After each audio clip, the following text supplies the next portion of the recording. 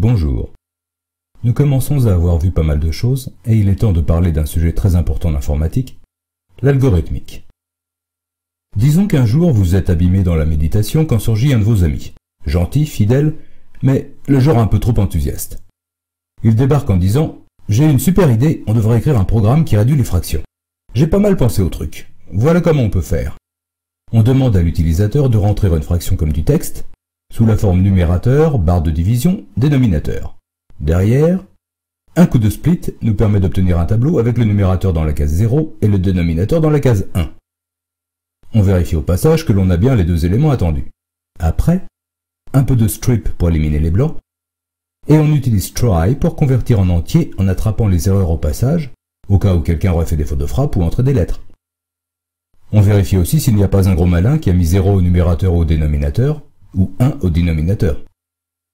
Après, ça devient intéressant. Comment est-ce qu'on ferait à la main pour réduire? Bon, la méthode classique, c'est de décomposer numérateur et dénominateur en un produit de nombres premiers, puis de virer tout ce que l'on retrouve en haut et en bas.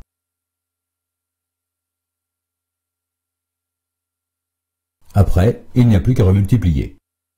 Je pense qu'on pourrait faire quelque chose de similaire avec Python. Voilà comment. Suppose que je transforme et le numérateur et le dénominateur en une liste de leurs facteurs, par ordre croissant. Au début, je mets 1 dans une variable n qui sera le numérateur réduit, et 1 dans une variable d qui sera le dénominateur réduit. Bon. Je me prends deux indices, un pour me déplacer dans la liste du numérateur, l'autre dans celle du dénominateur, et je commence en position 0 pour les deux. Quand les deux facteurs sont égaux, c'est quelque chose qu'à la main j'ai rayé. J'ignore et je passe au suivant. Même chose. Quand ils sont différents, comme tout est trié, je sais que je ne peux pas retrouver le plus petit des deux dans l'autre liste. Il va forcément rester. Donc là, je multiplie le dénominateur par 2 et j'avance uniquement l'indice du bas. Deux nombres égaux, j'avance mes deux indices. Là, j'ai 3 plus petit que 11. Donc je multiplie n par 3 et j'avance seulement l'indice du haut, toujours plus petit, même truc. Après c'est 11 qui est plus petit que 29, je multiplie et j'avance, 17 pareil, deux nombres égaux je les ignore, et comme je suis au bout des deux listes, je m'arrête. Si une liste n'était pas finie, je n'aurais qu'à multiplier tout ce qui reste. Et tu remarqueras que je me retrouve avec les mêmes produits qu'à la main. Ça n'est pas super comme truc? Et là vous répondez, oui, super intéressant. En fait, ce que votre ami vient de vous expliquer, c'est ce qu'on appelle un algorithme, c'est-à-dire la résolution méthodique et générique, parce que cela marcherait avec n'importe quelle fraction, que l'on traite en informatique avec les if, while et for, que l'on retrouve dans tous les langages. À l'époque du calife Haroun al-Rachid, quand Charlemagne était empereur en Occident, vivait dans Bagdad la Magnifique un savant persan nommé Al-Khawarizmi.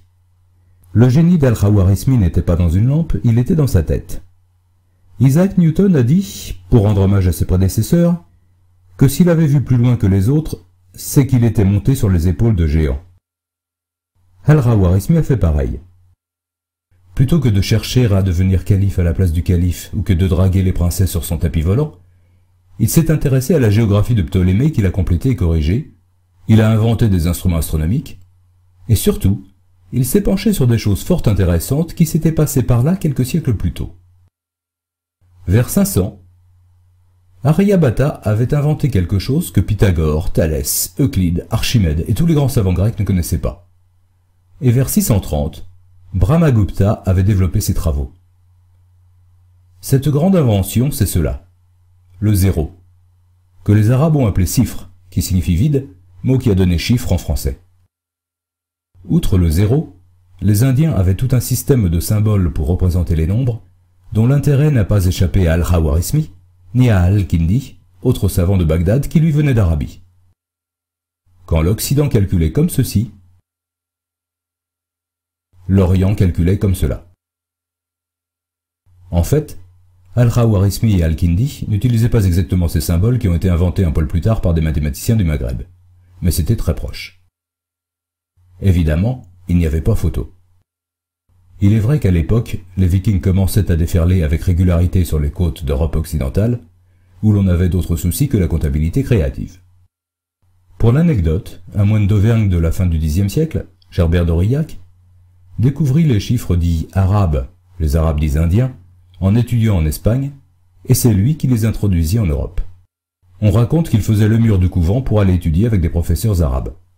Gerbert était très en avance sur son temps, ce qui ne l'a pas empêché de devenir pape sous le nom de Sylvestre II. Mais les chiffres arabes ne s'imposèrent pas vite, et on les voit en concurrence avec le boulier sur cette gravure du tout début du XVIe siècle.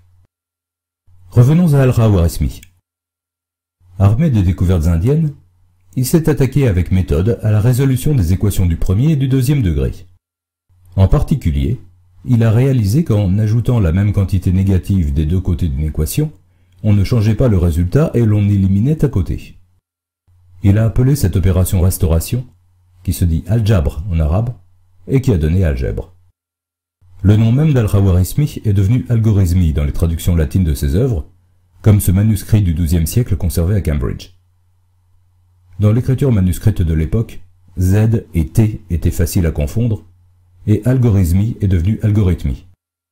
L'un des ouvrages est devenu Algorithmi des Numero Indorum, Al-Khawarizmi sur les chiffres indiens. Et voilà d'où vient algorithme. Ne me demandez pas d'où sort le H, mais en tout cas, il n'y a pas de Y, parce que cela ne vient pas du grec. Al-Khawarizmi a réellement été le premier à appliquer des méthodes de résolution systématique. L'algorithmique n'est pas une matière simple. On pourrait procéder autrement que suggéré ici pour réduire des fractions. Par exemple, commencer par calculer le plus grand diviseur commun. Après, il faut voir le nombre d'opérations nécessaires et la complexité de ces opérations pour comparer les algorithmes et voir lequel permet d'obtenir le résultat le plus vite. Ce sont des questions très importantes en pratique. Par exemple, les gens qui font du film d'animation ou les gens qui programment des jeux ont des algorithmes complexes de traitement des images, d'animation et autres. Pour eux, avoir des algorithmes efficaces qui vont vite même sur des machines moyennement puissantes est vital. Revenons à notre ami qui nous dit « Je suis content que ça te plaise. Dis, tu crois que tu pourras écrire un truc pour décomposer un nombre en une liste de facteurs? C'est le seul truc qui me manque. » Bon, les amis, c'est quand même sacré. On lui fera ça dans la prochaine pitonnerie.